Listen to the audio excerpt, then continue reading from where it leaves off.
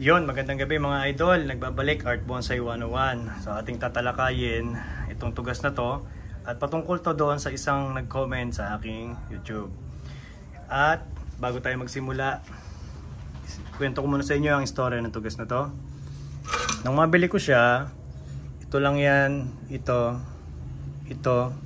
tsaka itong nasa likod. So bali, ito kasi wala yan, pinatubo natin to. So ito ay 2 taon. Yung mga sanga na yan ay 2 years old na. Pangalawa, kaya dito ko nakuha ang front. Nung una kasi, pag dito natin kinuha yung front, ang nangyayari, alasa sa magandang posisyon yung branches. So, yun. Tapos, yung ugat niya, yung sinasabi ko lagi na 4 o'clock, 8 o'clock. So, hindi makukuha yun. Pati sa branches. So, ang ginawa ngayon natin dito sa puno na to, kung mapapansin nyo, ito yung ugat niya. So, hindi ko lang nalinis. Maitim.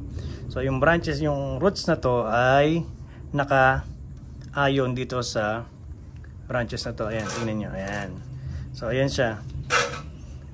Kung nasan yung ugat, nandoon yung sanga. So, ayun. Tapos, ito yung hindi ko lang na-update sa inyo ng mga nakaraan. Yung balat niya, hiniwalay ko doon sa mismong katawan dahil reverse tapering. Maliit ito nung una, then malaki to.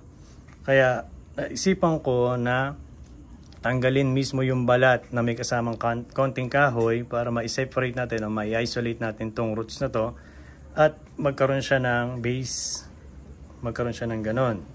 So, sa ginawa natin na yon na project ay naging successful naman, hindi naman namatay yung ugat niya. Actually ito, maliit lang to noon, ngayon ayun ang laki na niya. Tsaka dati nagagalaw yan, ngayon hindi na. So established na siya sa madalit salita. Tapos ganun din yung ginawa ko. Ito kasi ay from Yamadori, yung roots na to. Then dinevelop lang natin dahil yung ugat na to, kung nakikita nyo, ayan o, mayroon siyang wire na guide. So ayun, so naka-guide yung wire niya. Dati kasi dito siya nakalagay. So pinutol ko, then inilagay ko dito para maging maayos yung proseso ng ating ugat. So sa madalit salita, ito kasi Yamadori roots, may setback siya, and then secondary na to. Ito yung secondary. Ayan, secondary na yan. So dalawa yan, ito yung isa. Ito yung isa, ito naman yung isa. So tapos yung first branch natin, dati wala yan. So hinintay natin yan. Although meron naman talagang node, kaya talagang magbibigay siya ng first branch na ginawa ko ngayon. So ito na ngayon siya after 2 years. So develop na natin yung paddings na to at meron na siya ngayon first branch. So kagaya dati, wala naman. So sabihin na natin na ito ay 4 o'clock, ito ay 8 o'clock. So yung roots natin, root system natin ay nakadepende pa rin doon sa mismong pag-develop ng branches. Hindi tayo naglalagay ng roots dahil lang gusto lang natin, hindi ganon. So meron tayong sinusunod na rules na basic na dapat ganon ang kalabasan ng ating roots. So yung ganyang sistema, lalo sa malalaki, mahirap gawin yan o mahirap iporma dahil sa malalaki hindi naman ganun kadali i-develop ang roots. Hindi kagaya ng maliliit, kagaya nito, mabilis lang, nagagawa natin ng paraan.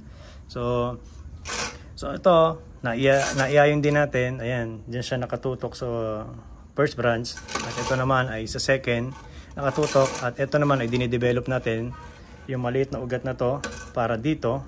So ayan. Tapos, ito naman yung isa para dito. So ayun. So yun lang bagay na yan ay malaking bagay na matutunan natin pagdating doon sa Yamadori, na ako kasi natuto ko sa homegrown na isinasaling ko doon sa Yamadori kasi sa homegrown kasi doon tayo matututo ng basic talaga, na ikaw mismo yung magsisimula ng material na kung saan mo gusto lagyan ng first branch, second branch, back, apex. So tayo yung gumagawa nun, hindi kagaya ng Yamadori na as is, kung ano yung dumating sa yung puno, yun na mismo yung lalabas. So tayo mga artists, tayo na mismo yung mag-guide kung saan natin gusto nating ilagay yung mga branches. So kagaya nito, ito ay Yamadori, pero parang naging ano siya, naging homegrown design dahil nakuha ko lahat ng tamang branches na kagaya ng basic na meron tayong first branch, meron tayong back, meron tayong second, and then apex. So ayun, pumasok sa isang puno na to, although maliit lang kasi yung puno, kaya nagawa natin ng paraan na mailagay siya doon sa mismong basic rules ng bonsai. Hindi kagaya ng mga large na napakaraming sanga para lang mabuo natin yung isang bonsai. So, yun. Okay. Tapos, ito ngayon, sa loob ng 2 taon, ito na yung na-develop natin sa kanya na mga branches. So, ayan. Ayan na siya. Kulang na lang niya is apex. So, dati meron kasi yan na dome na. Ang problema, hindi ko nagustuhan yung pinaka-dome niya. Dahil walang tapering ang kanyang apex. So, ngayon, may setback na yan. So, ayan. Ayan yung setback niya. Ito yung setback. Kumuha tayo ng 1, 3. Ito yung 1. Ito yung 3. Tapos, sa number 3, tutubo yung number 2. So, ito na yon. Diyan pa lang tayo magdo-dome sa tatlo na yan. Yung 1, 2, 3 na yan, diyan pa lang tayo gagawa ng dome. Tapos, ito, kung mapapansin nyo, nakita nyo negative space yan.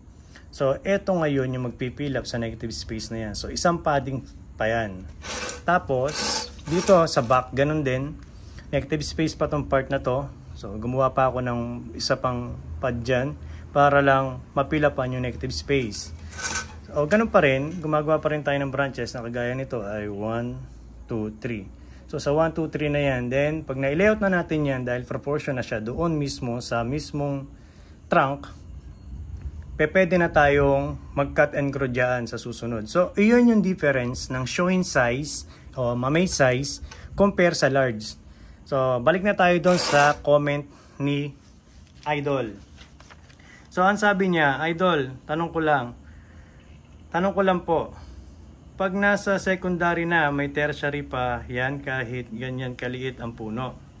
So, ayun, sasagutin natin to. Yung sa puno kasi, nababago lang naman ang paglagay ng tertiary, kagaya nito.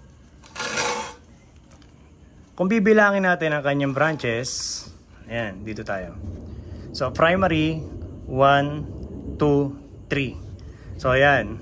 Ngayon, nag-add pa ako sa kanya ng 369 sa kanyang branches. So, 1, 2, 3. 1, 2, 3. 1, 2, 3. So, lumalabas, from primary to secondary 1, 2, 3, nag-add pa ako ng tiga-tigatlo. So, lumalabas 3, 6, 9. So, sa 3, 6, 9, nandyan na yung tertiary. So, ang nawala lang sa kanya, lagi kong sinasabi, pagdating sa medium to large, nagkakaroon tayo ng primary twiggings na tinatawag. So, yung primary twiggings na yon sa medium to large, iyon ay fourth generation na doon mismo lalabas yung ramification ng ating twiggings. Conforme ay depende naman sa ating size. Ngayon, ito naman, nawala na yung mga primary twiggings niya, naging 369 na lang siya, gawa ng sa liit niya, sa liit ng bonsai na to. Kasi, kung gagawa pa tayo ng primary twiggings sa shohin size, so sobrang detalyado ng branches natin, baka hindi na tayo makapag ng wiring nun. Dahil sobrang sisiksik na at ang lalapit na mismo ng nodes para kunin pa natin yung primary twiggings sa shohin. So, doon lang nababago. Di ba, lagi kong sinasabi, pagka medium to large, naglalagay tayo ng primary twiggings. So, yung primary twiggings na yon, kung bibilangin natin, halimbawa, ito ay primary, 1, 2, 3, secondary. Tapos, sa ano na to, gagawa na tayo rito ng kada 1 niya na tertiary, ay gagawa pa tayo doon ng 1, 2, 3, 4, 5. Yung number 2 natin, gagawa tayo ng 1, 2, 3, 4, 5. Yung number 3 natin, gagawa tayo ng 1, 2, 3, 4, 5. So, yung ginawa natin na yun ay bilang ng 4th generation branches natin. Tapos, sa 4th generation natin, yun yung sinasabi ko na primary twiggings. Si 4th generation yun. So, siya yung magbibigay ng ating ramification twiggings. So, yun. So, mas maganda na comment mo yon para maging klaro yung ating pagbobonsai. So, ayun lang mga idol, at gusto ko lang ibahagi sa inyo yung mga aking nalalaman. At salamat doon sa nag-comment. At buti na lang at maganda ang naging comment ni Idol. Yun lang. Salamat po. Thank you for watching.